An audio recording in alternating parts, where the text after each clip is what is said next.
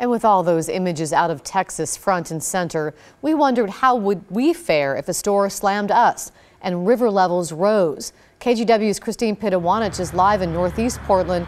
And Christine, there are miles of levees along the Columbia River to help protect folks from flooding. Laurel, we're talking about 27 or so miles of levees that line the Columbia River from Troutdale about all the way down toward the Willamette River. And today I spoke with people who tell me the levee that we're standing on right now helps protect businesses like the Portland International Airport and also Portland's backup drinking water supply, as well as thousands of homes.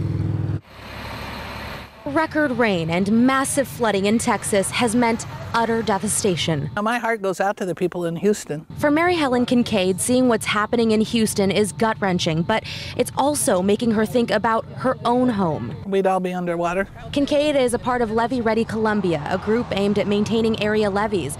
She lives in an area that could flood if the Columbia River rose enough. The dark red areas of this map illustrate the floodplains in central Multnomah County. For the last few days, I've said that could be us.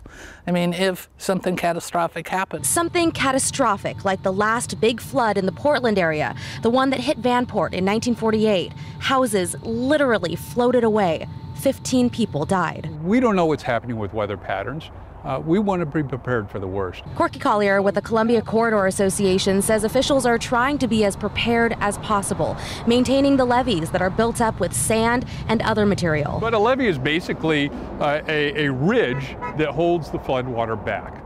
The concern isn't necessarily that the water would rise up, then go over the levee. It's more so that it would push up hard against the levee, breach it, then the water would go straight underneath. It can actually travel right underneath the levee and then pop up on the other side. But he says after Hurricane Katrina, the feds increased standards. Good news for folks like Kincaid. The only question now, not if a big flood will happen, but when. When and how prepared you are for it.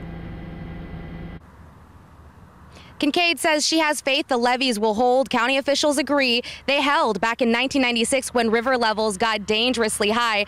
They say the levees are in good shape for now, but things are getting a little bit older and they'll need money for improvement. That's why they're looking to secure more federal funding. If you live in a floodplain, be aware that typically homeowners insurance does not include flooding and does not include flood insurance. So something to look out for, especially if you live in an area that is prone to flooding.